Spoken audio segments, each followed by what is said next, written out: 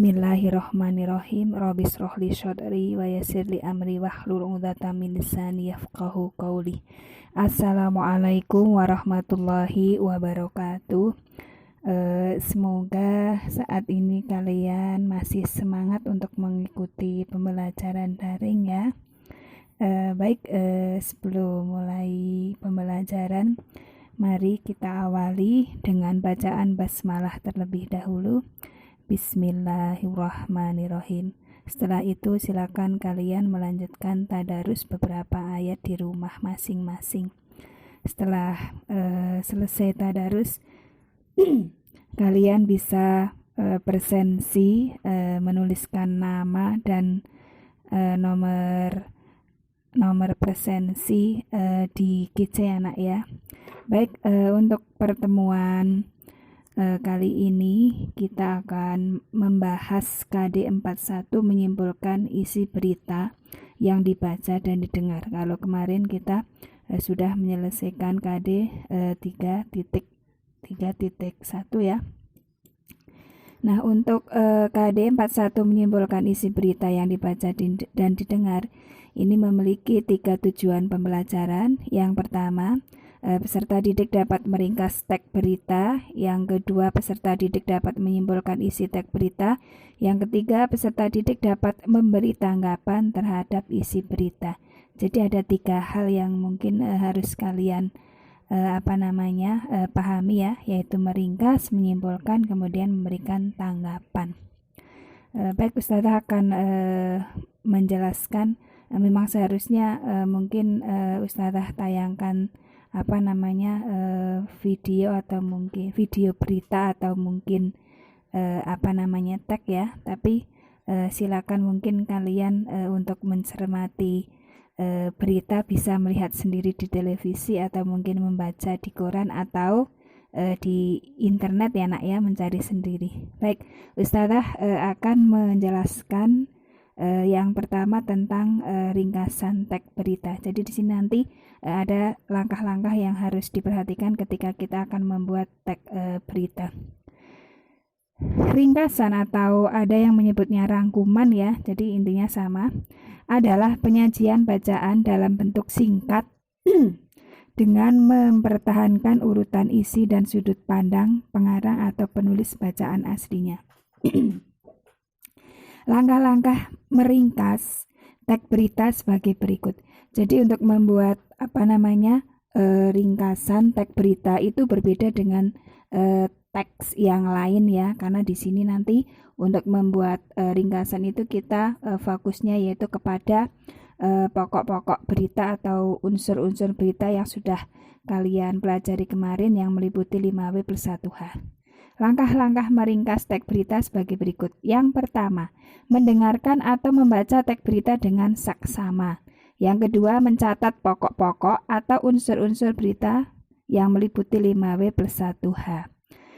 Kemudian yang ketiga, menyampaikan kembali pokok-pokok atau unsur-unsur berita secara lengkap dan ringkas. Jadi maksudnya begini nak, misalnya kalian membaca teks berita di koran atau mungkin mendengarkan berita di televisi ya. Nah, kalau misalnya kalian membaca teks berita di koran ya, kemudian teks beritanya terdiri dari, ini hanya misal saja ya, misalnya terdiri dari 4 paragraf ya. Nah, maka untuk membuat ringkasannya kalian cukup melihat yang di paragraf pertama atau mungkin paragraf pertama dan kedua. Nah, pada umumnya untuk teks berita itu unsur-unsur berita yang meliputi 5W+1H yang sudah dipelajari pertemuan kemarin itu terletak di paragraf pertama atau mungkin di paragraf pertama dan kedua. Jadi tergantung ya. Jadi fokusnya melihat itu saja. Kemudian Ustazah mungkin sedikit memberikan penjelasan ya, bahwa di dalam teks berita itu kan strukturnya atau bagian-bagiannya dibagi menjadi 3 bagian. Yang pertama, bagian kepala berita. Nah, bagian kepala berita itu berisi unsur-unsur berita yang meliputi 5W+1H ya. Yang Ustazah sampaikan tadi, biasanya kepala berita yang berisi unsur-unsur atau mungkin unsur berita atau 5W+1H itu terletak di paragraf pertama atau paragraf 1 atau mungkin paragraf pertama dan kedua. Kemudian yang bagian yang kedua yaitu tubuh berita. Nah, tubuh berita ini nanti berisi penjelasan kepala berita secara lengkap. Jadi pembeberan, perincian atau istilahnya itu menjelaskan secara detail ya, lengkap dari bagian kepala berita. Kemudian yang ketiga yaitu bagian berita, tag berita yang ketiga yaitu ekor berita. Ini biasanya berisi informasi kurang penting dan berada di akhir paragraf. Jadi intinya ketika kalian akan meringkas sebuah tag berita, silakan kalian menuliskan saja ya yang unsur 5W+1H dirangkai menjadi satu paragraf ya. Intinya seperti itu. Nah, bisa dipahami ya untuk membuat ringkasan. Jadi fokusnya melihat unsur 5W+1H yang ada di dalam tag berita. Oke, Ustazah ini menjelaskannya agak cepat ya, tapi semoga bisa dipahami. Nah, untuk contoh ya, mungkin kalau kalian pertemuan kemarin masih ingat ya, Ustazah memberikan contoh penggalan tag berita yang tentang kegiatan orasi ya, kegiatan orasi calon ketua umum PRIPM ya. Nah, ini itu sebenarnya yang Ustazah sampaikan bagian dari unsur-unsur saja atau bagian yang mencakup 5W+1H saja. Nah, itu ya. Lalu Ustazah untuk contoh silakan kalian lihat di di PPT atau mungkin PowerPoint ya. Nanti kalau Ustazah bacakan terlalu lama. Karena kalau rekamannya terlalu lama tidak bisa katanya agak susah diupload ya di RB. Kemudian berikutnya ya, yang kedua yaitu penyimpulan isi berita. Simpulan adalah kata-kata akhir dari suatu uraian. Simpulan berita harus memuat unsur-unsur berita dengan rumusan lebih ringkas. Dengan demikian, simpulan tentang isi berita harus memanfaatkan ringkasan yang telah dibuat sebelumnya. Dengan kata lain, simpulan merupakan intisari dari hasil ringkasan yang berisi unsur 5W+1H. Jadi maksudnya begini, ketika kalian tadi sudah membuat ringkasan ya, ringkasan yang tadi isinya itu kalimat-kalimat atau pernyataan-pernyataan yang meliputi unsur 5W+1H tadi. Nah, itu diringkas kembali ya. Jadi membuat kesimpulan itu kalau dalam tag berita itu istilahnya itu yaitu membuat intisari lagi atau mungkin meringkas lagi lebih ringkas lagi dari hasil meringkas yang berisi 5W+1H. Kalau ringkasan yang berisi 5W+1H kan mungkin bisa satu paragraf, tapi untuk membuat kesimpulan ya yang dasarnya tadi ya dari ringkasan tadi maka bisa kita buat hanya satu kalimat ya. Jadi intinya kalimat simpulan itu lebih pendek ya. Ya mungkin nanti bisa dibuat hanya satu kalimat ya. Nah, ini mungkin Ustazah berikan contohnya barangkali ya, biar lebih mudah. Mungkin sudah kalian cermati juga di mana itu di PowerPoint ya. Nah, ini contoh, ini yang Ustazah simpulkan itu hasil ringkasan ya nak ya. Ustazah bacakan. Pada hari Rabu tanggal 13 bulan 9, IPM Madrasah Muallimat Muhammadiyah Yogyakarta mengadakan acara atau kegiatan TETA. Salah satu acara yang disajikan dalam TETA tersebut adalah orasi calon ketua umum PRIPM Madrasah Muallimat Muhammadiyah Yogyakarta. Hal tersebut dilaksanakan karena beberapa hari ke depan akan ada pergantian kepengurusan di PRIPM Madrasah Muallimat Muhammadiyah. Acara tersebut dilaksanakan di halaman Madrasah Muallimat Muhammadiyah Yogyakarta yang beralamat di Jalan Suronatan. Acara tersebut dihadiri oleh semua warga Madrasah Muallimat Muhammadiyah Yogyakarta yang meliputi pimpinan beserta jajarannya, para ustadz, ustadzah, karyawan, dan seluruh siswi. Acara tersebut berjalan dengan lancar dan sangat meriah. Nah, ini yang ustadzah bacakan ini hanya mengambil dari unsur 5W plus 1H ya, yang kalau di dalam teks berita kalau misalnya terdiri dari berapa paragraf ya, ini letaknya ya kalau tidak di paragraf 1 bisa jadi di paragraf 1 dan 2. Nah, dari hasil ringkasan ini kemudian dapat kita simpulkan. Nah, untuk membuat kesimpulan mungkin lebih mudahnya pertama kita melihat istilahnya itu yang diberitakan itu tentang apa dari teks itu ya, lalu nanti ditambahi dengan pernyataan yang lain yang tentunya berkaitan dengan isi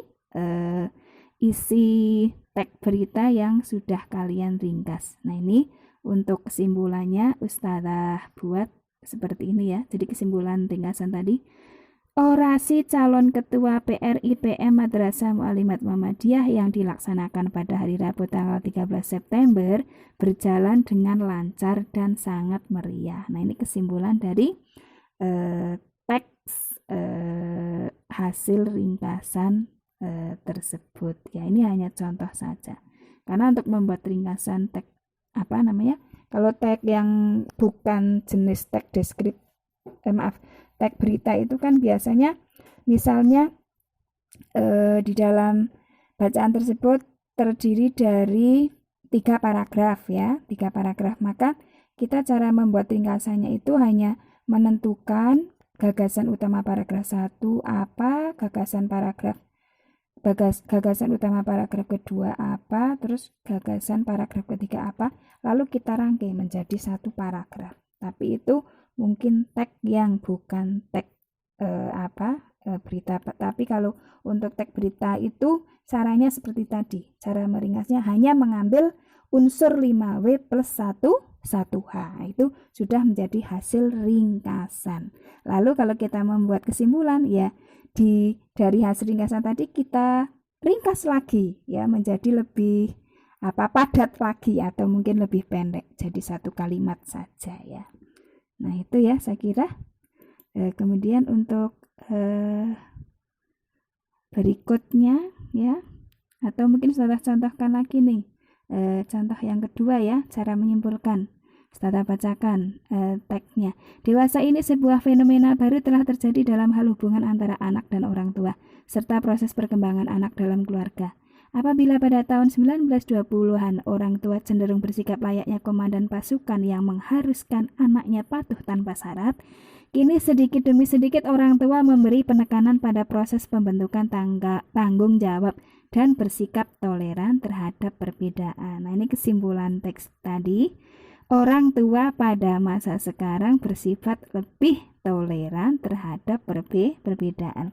Jadi kalau kita mau membuat kesimpulan itu kalimatnya atau pernyataannya tidak boleh keluar dari inti dari teks tersebut ya. Jadi menyimpulkan itu berbeda dengan pendapat ya. Nah, ini kita melanjutkan ya berikutnya, yaitu setelah kita membuat ringkasan lalu menyimpulkan, kita membuat tanggapan terhadap berita. Tanggapan merupakan sambutan terhadap suatu ucapan atau pernyataan. Tanggapan terhadap isi berita dapat berupa kritik, sanggahan, dukungan, atau komentar. Suatu tanggapan sebaiknya disertai dengan fakta atau contoh-contoh dan alasan yang logis. Nah, ini ada aspek-aspek ya tanggapan terhadap berita sebagai berikut. Jadi yang kita tanggapi itu yang pertama isi atau unsur berita. Unsur berita itu berarti yang tadi ya unsur 5W plus 1H. Terdiri atas kebenaran dan kelengkapan berita. Jadi yang ditanggapi itu tentang kebenaran dan kelengkapan di dalam isi atau unsur berita tersebut. Berita yang disampaikan di dalam teks atau teks ya kalau misalnya dengan media cetak atau mungkin di televisi jika dengan melalui media elektronik ya. Nah, ini yang diberitakan itu benar atau tidak. Kemudian lengkap atau tidak lengkap itu maksudnya unsur 5B plus 1H-nya tadi. Tapi memang seperti yang Ustazah sampaikan awal bahwa tidak semua teks berita itu penuh mengandung unsur 5B plus 1H. Kadang-kadang hanya mungkin 3, hanya 4 ya, dan seterusnya. Oke, kita berikutnya ya, aspek ya tanggapan yang mungkin bisa kita sampaikan di dalam teks berita yaitu bahasa berita. Nah, ini terdiri atas penggunaan kalimat dan pilihan kata. Nah, kalimat dan pilihan kata ya, ini yang digunakan di dalam teks berita tersebut ya, mudah dipahami oleh pendengar atau tidak, seperti itu. Nah, ini berikutnya contoh ya, contoh kalimat tanggapan terhadap berita. Yang pertama ini menanggapi isi berita. Isi berita, ini contoh kalimatnya ya nak ya. Isi berita yang saya dengarkan di televisi sangat jelas, bahkan lebih lengkap daripada berita yang saya dengarkan sebelumnya di radio. Ini contoh memberikan tanggapan yang bagian isi. Kemudian yang kedua memberikan tanggapan berita bagian bahasa ya. Bahasa yang digunakan pembawa berita dalam menyampaikan berita cukup jelas sehingga pendengar berita mudah untuk memahami informasi yang disampaikan pembawa berita. Contoh yang berikutnya, bahasa yang digunakan dalam menulis berita tersebut kurang efektif dan berbelit-belit sehingga pembaca berita kesulitan memahami isi berita. Nah, mungkin ini contoh yang ketiga ini berisi kritikan ya nak ya, kritikan tentang penggunaan kalau efektif itu biasanya kalimat ya, kalimat yang kurang efektif. Nah, untuk menjelaskan ciri-ciri kalimat kurang efektif ya mungkin terlalu panjang atau mungkin diulang-ulang atau mungkin di dalam kalimat tersebut menggunakan kata-kata yang istilahnya mubadir ya, pemubadiran penggunaan kata atau menggunakan kata-kata yang double atau mungkin menggunakan kata-kata yang di situ tidak ada fungsinya. Kalau ini hanya contoh saja kalimat tidak efektif, hanya contoh ya. Kemarin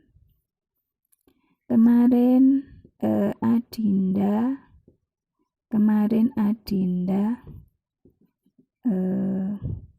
terlihat sangat letih sekali. Nah, ini kan termasuk kalimat yang tidak ada efektif ya nak ya. Sudah ada sangat pakai sekali.